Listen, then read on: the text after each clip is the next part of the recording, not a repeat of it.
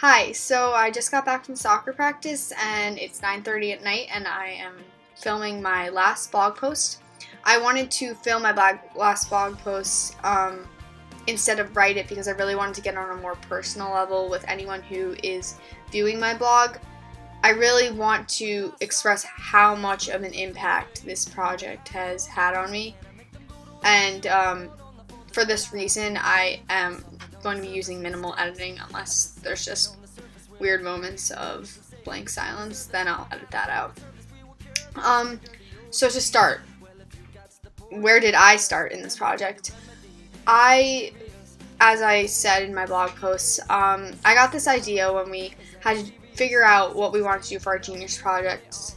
I got this idea when I looked up online, new diets and different ways of eating. I love meat. I can't live without steak, burgers, any of that, chicken. And so I didn't want to do vegan or vegetarian. That was never an option. But recently I had been really upset with how I had been eating. Not that I was eating necessarily very badly, but when I would come very poorly, but when I would come home from school, the first thing I'd be drawn to were cookies or ice cream or something, and that was never me. I always had so many activities to go to after school. I was always on the run, eating granola bars or eating healthy food, and the fact that I was coming home and eating cookies and all that, it wasn't making me happy. It wasn't having a good effect on my body. Not that I was necessarily gaining a lot of weight, but I wasn't happy with how I was looking or anything like that. I wasn't happy with my energy levels. That was the major thing. I was never the one in my family to come home and fall asleep from school. I tend to get very stressed out. I come home, I do my work immediately because I hate staying up late. So when I realized that I had been falling asleep so many days after school for maybe 1 to 2 hours, this is when I didn't have soccer practice, it wasn't making me happy. The fact that I was coming home, eating all this junk food, falling asleep for an hour and a half, and then doing my work and coming home late at night after soccer practice, and then going to bed late. I wasn't happy with it. And that's why my Genius project, I really wanted to try and change this. That's when I came across Megan Kimball's book, Unprocessed: My City-Dwelling Year of Reclaiming Real Food. When I started reading a summary about it, doing a little bit more research, I realized this wasn't a fad diet. This was more of a lifestyle that she had. This was a goal that she had made for a year, and that's what I could do. I realized this was possible. I could do that for 10 weeks. Unprocessed isn't something that just would help me. It wasn't something that was only benefiting me and would be helping me with body image or just health and energy, but it would be helping other people in the fact that it would be helping the environment, because although I'm just one person, I could be an example. I could be someone who could try and inspire other people and really educate people about the effects of our food system. After reading her book, after doing research throughout this entire project, I realized how much our food system wastes, how much energy we waste. For more information about the effects of processed food on the environment, just go to my environment page. I talk about food miles and monocultures, and then ways that we can prevent these bad gases and just wasted energy from polluting our world. So once I really learned more about the environmental side of things, and as well as the nutritional side of things, I think that's where I started. I had to really think, how was I going to do this? My first thought was, what even is processed? We look at all these healthy foods and we think oh, that's unprocessed, that's healthy. But to be honest, I didn't know what processed meant. I had never even heard of eating unprocessed. So I really had to do research on that, which Megan Kimball and even Lisa Leake in her book 100 Days of Real Food, which I'll put down below, they both go into detail about what processed food is. Processed food to both of them, although I think their definitions were a little bit different, because Megan Kimball was very strict with what she could eat. She was a single woman living in the city. She had her own job. She had just her own life that she could really like take control of her diet, and she could start fresh. On the other hand, Lisa Leek, she had a husband. I think she had 2 or 3 children. It's a lot different when you have a family that you need to be making food for, or if someone's making food for every single night.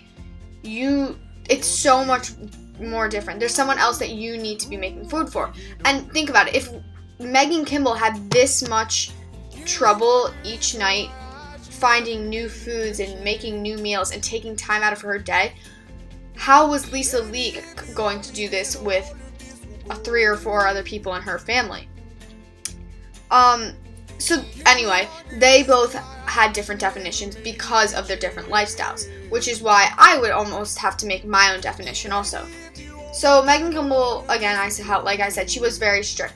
I'm pretty sure she grinded her own wheat berries to make her own bread. I give her so much credit for doing that because that is just so difficult. This is just one example of one of the extremes that she went to. With 5 other people in my family and not having my own kitchen, and again, not having my own money to be paying for my own groceries, I didn't have the luxury. I say luxury, but to her, I'm sure that it was very difficult to do all these things. I didn't have the luxury of, buying all these ingredients at my own will. And Lisa Leek, I'm pretty sure she did not go to the exact extent either. Lisa Leek's, her book was a very like recipe-based book, and she talked a little bit about like her lifestyle and everything. She did not go to the extremes that Megan Kimball did, because when I was looking at some of Lisa Leek's recipes, there were some things in there that I know Megan Kimball did not allow herself to eat. Even some things in the recipes, I think I said that I wasn't going to eat either. But, again, it's to whatever extent you want to do something. Everything, like both of them said, everything is processed to an extent. Process means just a series of steps that are taken to get a certain outcome.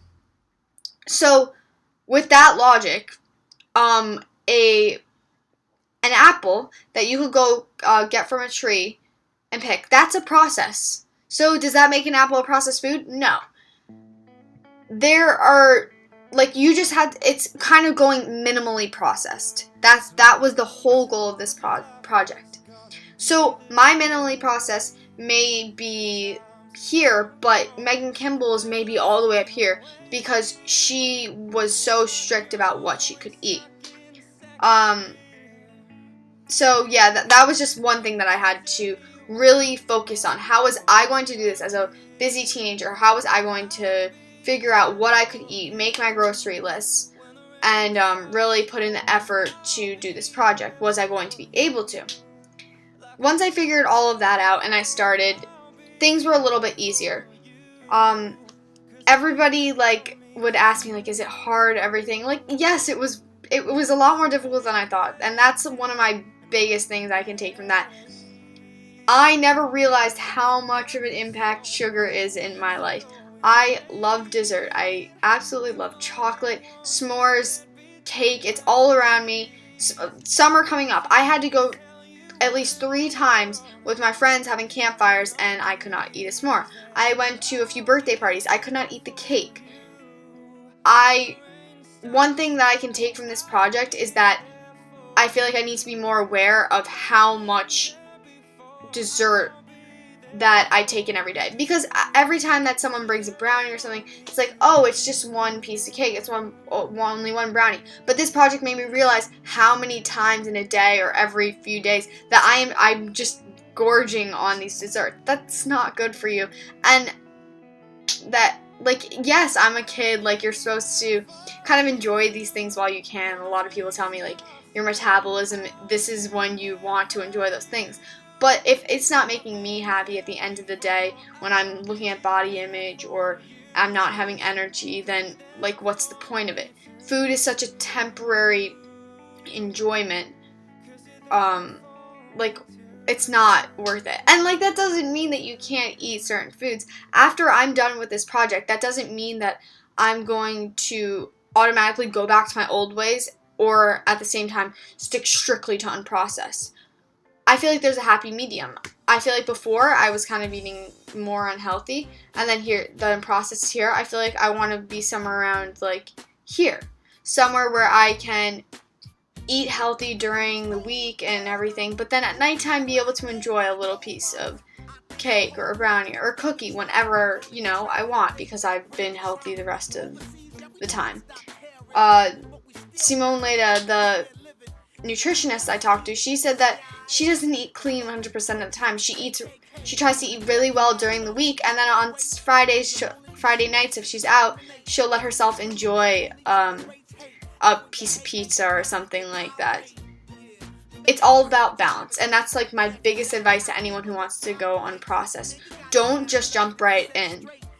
I jumped right in because it was for my Genius project, but after I'm done with this project, I'm definitely not going to stay 100% unprocessed, but I think I want to do something more like 80-20 maybe. And some processed foods aren't necessarily unhealthy. There are definitely foods that you could say are healthy, but they do have more processed than maybe just a normal apple. I just realized that this video is already 11 minutes long. I could go on with this topic forever, but my final thoughts, I just kind of want to say, I encourage you to just try going unprocessed for a week, even if it's your definition of unprocessed, even if it's not as strict as Megan Kimball's, or even mine wasn't as strict as hers, but maybe not as strict as mine. I encourage you to pay more attention to advertising and marketing of products, because when you go unprocessed, you're not really buying foods that are really advertised like McDonald's, or even just like quick 1-minute oatmeal, that type of stuff. Like, it's not advertised the same way because it doesn't have that convenience. So companies don't feel the need, I think, to really advertise it and like catch your attention. Because oh, I'm gonna catch your attention with the apple. No, do you ever see ads for apples unless it's some farm telling you to come pick them? So yeah, just pay more attention to what you're buying. Don't fall for advertisements and marketing. If you want to go unprocessed, do this for you. Do this because you want to make a change in your lifestyle. You want to gain energy. By the way, I did gain energy. I didn't come home every single day after I started this project and really got into the routine. I wasn't coming home every day and sleeping for 2 hours. Sometimes I'd take a 15-minute nap at most. A lot of days I didn't even take one. So yes, it does help with energy. So do this for you. Do this because you want to make a change in your lifestyle. You want to be more confident in your body, which everyone should be confident in their body. But if you want to do this for yourself because you want to feel healthier, you want to feel like you're doing something that is making you feel good. And if that isn't enough encouragement to do it for yourself, then do it for the environment. Do it because it is helping to lessen the greenhouse gases that are hurting our earth. Do it because it is helping local farmers with their living. There are so many reasons that you could eat unprocessed. There are so many benefits. And a lot of people talk, I didn't hear a lot of cons. I don't think I heard one con. What's the con of unprocessed eating? Sugar companies aren't getting our profit. Okay, that's perfect. I really don't want a Doritos company getting all my money because that's not fueling me.